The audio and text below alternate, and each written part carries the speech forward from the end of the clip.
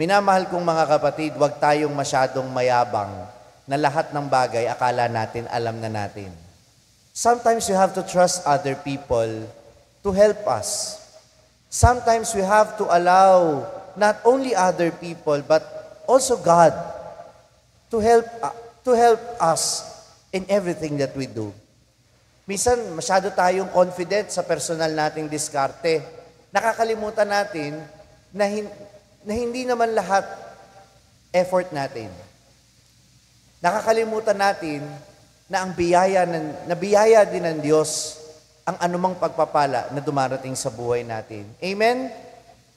Totoo namang nasa Diyos ang awa, nasa tao ang gawa. Laging magkatambal ang dalawang ito.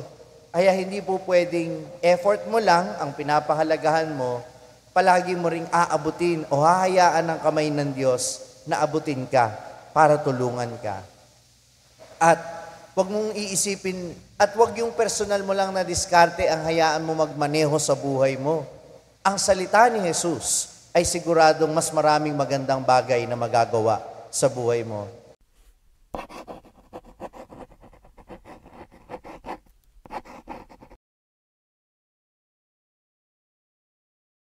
Sumainyo ang Panginoon at sumainyo rin ang mabuting balita ng Panginoon ayon kay San Lucas. Papuri sa iyo, Panginoon.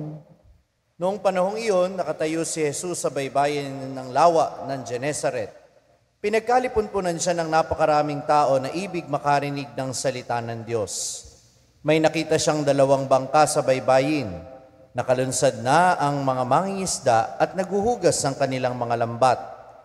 Lumulan siya sa isa sa mga bangka at hiniling kay Simong may-ari nito na ilayo ng kaunti sa tabi. Naupo siya sa bangka at nangaral sa mga tao. Pagkatapos niyang magsalita ay sinabi niya kay Simon, "Pumalaot kayo at ihulog ang mga lambat upang manghuli." Sumagot si Simon, "Guro, magdamag po kaming nagpagod at wala kaming nahuli. Ngunit dahil sa sinabi ninyo, ihuhulog ko ang mga lambat." Gayon nga ang ginawa nila at sa dami ng kanilang huli ay halos magkansisira ang kanilang mga lambat. Kaya't kinawayan nila ang mga kasamahan nilang nasa ibang bangka upang patulong. At lumapit naman ang mga ito. Napuno ang dalawang bangka na halos lumubog. Nang makita iyon ni Simon, siya'y nagpatira pa sa paanan ni Jesus at sinabi, "Lumayo po kayo sa akin, Panginoon, sapagkat ako'y makasalanan."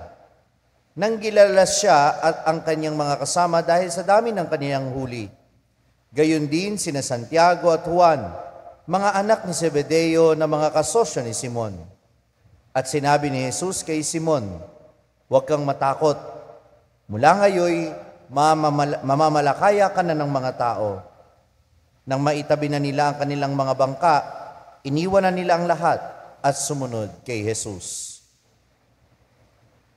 Ang mabuting balita ng Panginoon. Pinupuri ka namin, Panginoong Hesukristo. Magandang umaga po sa inyong lahat. Sa totoo lang po, sino ba sa inyo ang gusto na pinakikialaman kayo ng ibang tao? Taas ang kamay. O di ba ayaw nyo? Kahit po ako, pagka ako nagmamaneho, kahit po yung ibang driver, ang wag na wag ninyong gagawin ay yung pakialaman ninyo, yung diskarte ng nagmamaneho ng sasakyan. Liko mo dyan. Dito, mababangga ko. Wag na wag niyong gagawin yun sa driver. Baka hindi yung sasakyan ng mabangga, baka kayo ang dunggulin sa inis. Diba? Ayaw natin ng pinakikialaman tayo. Lalo na, kung yung taong nakikialam, wala namang alam tungkol sa ginagawa mo. Diba? Naalala ko nga nung bata ako mahilig akong manood sa nagluluto. Tapos yung mga matatanda, ayaw nila na may nanonood na bata. Baka daw masukahan mo, niluluto, o baka mapaso ka sa kalan. In short, ayaw nila ng pinakikialaman sila. Dahil wala akong alam sa ginagawa nila. Pero paano sa Ebanghelyo ngayon? Narinig ba ninyo? Si Jesus na isang karpintero, gustong makialam sa buhay ng mga mangingisda. Magdamag silang walang huli. At ang sabi ni Jesus, na anak ng karpintero, ihulig ninyo ang lambat. Siyempre, kung ako man si Simon Pedro, mangangatwiran ako. Yan din naman ang ginawa namin magdamag eh. Wala nga nangyari. Di ba? Pero dahil sa paniniwala ni Simon kay Jesus, inihulog niya ang lambat. At wala namang nawala sa kanya nang hinayaan niyang makialam si Jesus sa buhay niya. Yung dapat uuwi siyang walang-wala, umuwi siyang punong-puno sapagkat hinayaan niya si Jesus na makialam sa buhay niya. Minamahal kong mga kapatid, huwag tayong masyadong mayabang na lahat ng bagay akala natin alam na natin. Sometimes you have to trust other people to help us. Sometimes we have to allow not only other people but also God to help us in everything that we do. Minsan masyado tayong confident sa personal nating diskarte. Nakakalimutan natin na hindi naman lahat effort natin. Nakakalimutan natin na ang biyaya din ng Diyos ang anumang pagpapala na dumarating sa buhay natin. Amen? Totoo namang nasa Diyos ang awa, nasa tao ang gawa. Laging magkatambal ang dalawang ito. Kaya hindi po pwedeng effort mo lang ang pinapahalagahan mo, palagi mo ring aabutin o hahayaan ng kamay ng Diyos na abutin ka para tulungan ka. At wag mong iisipin, at wag yung personal mo lang na diskarte ang hayaan mo magmaneho sa buhay mo. Ang salita ni Jesus ay siguradong mas maraming magandang bagay na magagawa sa buhay mo. Amen ba yon? Ayaw nating pinakikialaman tayo ng Panginoon. Pero sa totoo lang, mas maraming magandang bagay ang mangyayari sa buhay natin pag hinayaan niyang pakialaman niya tayo kahit sa ating mga trabaho. Napakaganda nung ginawa ng Panginoon. Sinakyan niya yung bangka ng mga mangingisda. At anong ibig sabihin nito? Even your work can become a bearer of Jesus. Even your work can be instrumental to evangelization. Kahit yung ginagawa mong trabaho, kahit yung pagiging nanay, pagiging tatay, pagiging anak mo, pagiging estudyante mo, pwedeng gamitin yan ng Diyos para sa kanyang layunin. Hayaan mo lang siya. Huwag mong ihiwalay ang trabaho mo sa buhay Kristiyano mo. Dahil kahit ang trabaho mo, pwedeng magpabanal sa iyo.